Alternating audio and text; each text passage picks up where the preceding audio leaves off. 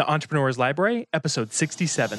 Welcome to the Entrepreneur's Library, the only book-centric podcast that reviews all the top-selling business books and shares authors' perspective firsthand.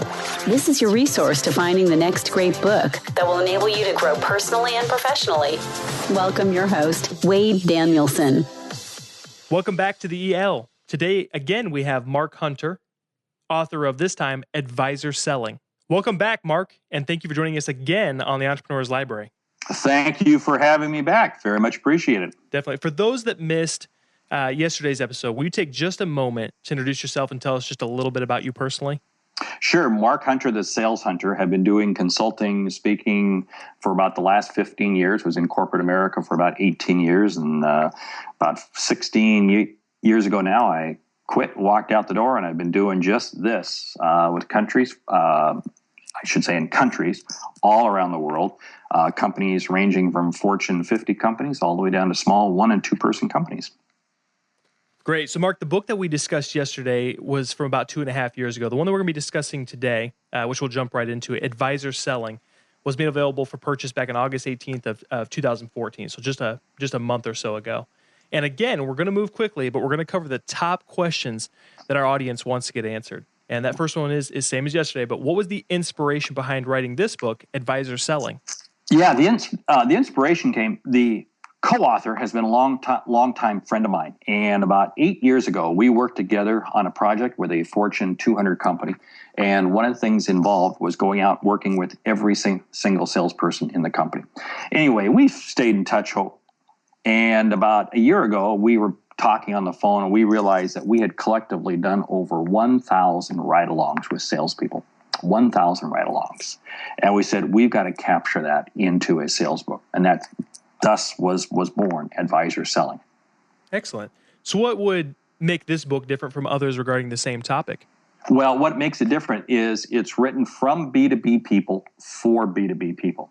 A lot of sales books kind of do this B2B and B2C, business to business and business to consumer. This book is really driven business to business, period. And it's not even really designed for the first time. Gee, I just started selling yesterday. Help me. No. This is really designed for that person who's been out there selling for a couple years or so at least and saying, okay, how do I get to the next level? So how would you and Matt want the reader to engage with this book? Is this one that they should also read from beginning to end, or is this one they can jump right in and jump out based on what they need? Well, this book would be considered kind of a shorter read, and so you really got to kind of read it all the way through. The reason being is because we break up the selling process. We break it down by individual phase. In fact, each chapter of the book is broken down to a separate piece. So you really do kind of have to read the whole thing in order to get the gist of it, because we shift a few paradigms around. We take a few of those conventional paradigms and throw them up in the air and say, this isn't right.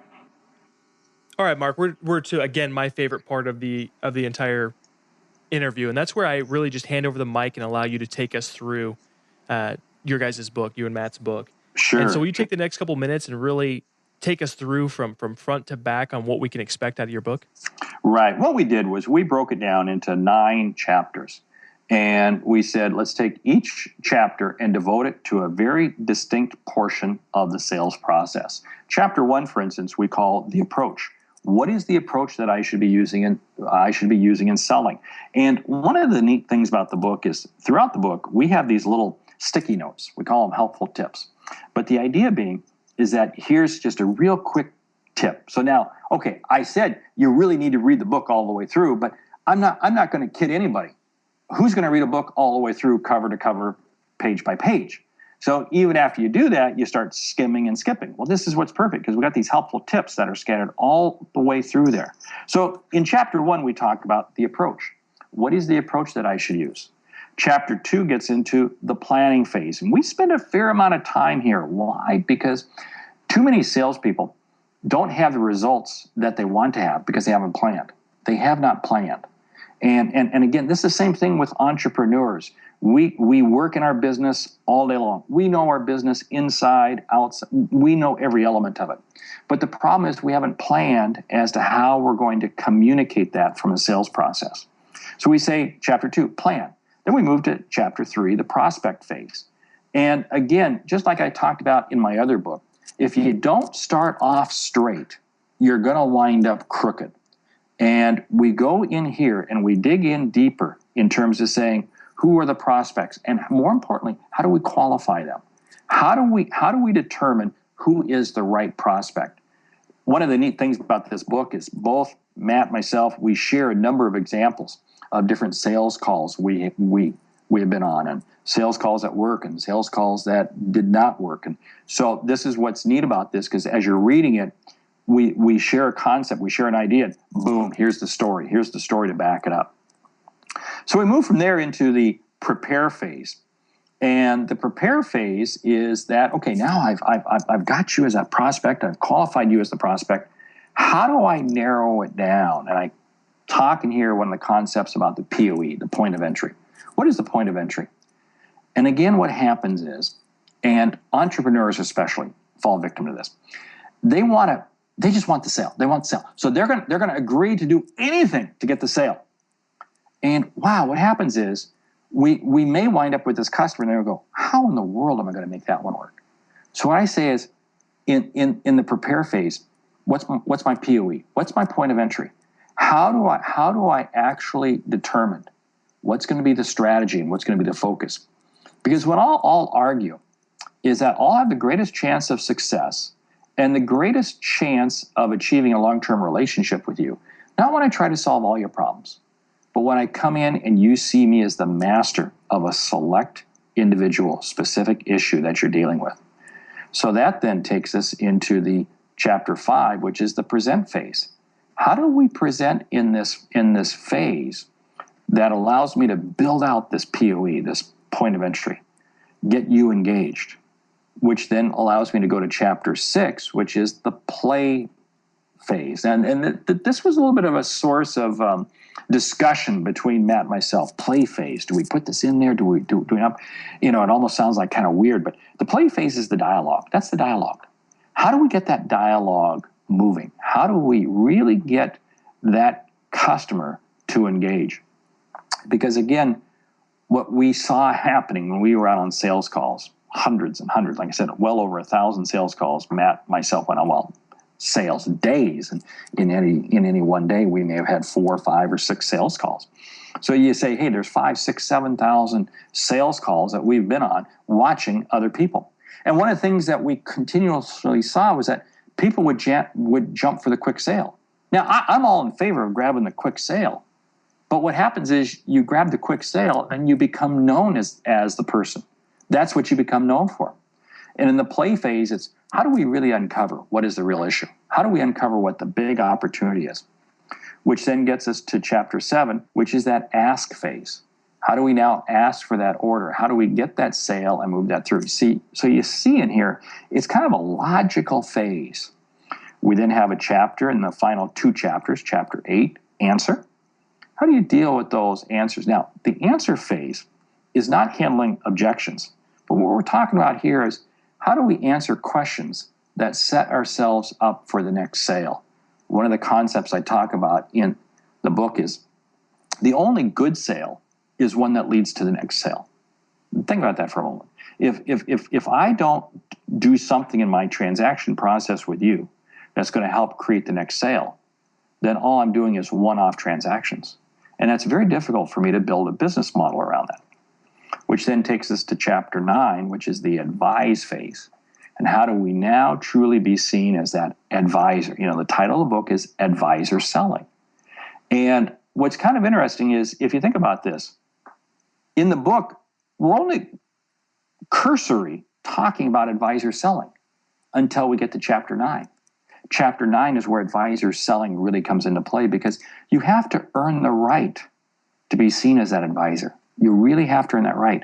But when you earn that right, then you have the right to stay and be engaged with them and develop long term. And then, if you think about it, you really get that situation where every sale becomes the next sale. Every sale leads to another sale. So that's kind of the layout of the 9 chapters in the book. So again, same as we did with your book yesterday, Mark, we're going to be kind of mean. And you gave us the bird's eye view, and now we're going to ask you for the satellite view. And that's that out of everything you just taught us, if the reader can only take away one concept principle or action item out of your entire book, what would you want that to be? Know what your customer's POE is. What's their point of entry? I'm qualifying the prospect, and in that process, what I'm doing is I'm determining what is their point of entry. What is the piece that I'm going to have the ability to focus in on with them? Mark, do you have a favorite quote from your book? Yeah. Yes. And the two quotes, and I've shared them briefly with you already, and that is, every time I'm with a customer, I want to earn the right, the privilege, honor, and respect to be able to meet with that customer again. And what that's going to lead to is the next quote that I like is that the only good sale is one that leads to the next sale. Oh, that's huge. So, Mark, you had an opportunity yesterday to share a book with us, and now I'd like to give you the same opportunity again. What's another paradigm-shifting book, or two, if you have the time, that you could share with us that will really help out, our listener/reader? Yeah, 1 Minute Manager. That book has been out there for so long, but I'll tell you what, 1 Minute Manager is still one of those absolute must-reads, because especially for the entrepreneur, which may not find themselves dealing with personnel issues all the time. Salespeople. Sales is leadership. Leadership is sales. There's so many pieces in 1 Minute Manager that you can run with. Ken Blanchard's absolutely phenomenal. I have tremendous respect for him, and that's why I just rave about that book. I think they have an updated version coming out relatively soon. Probably what, the 10-second manager?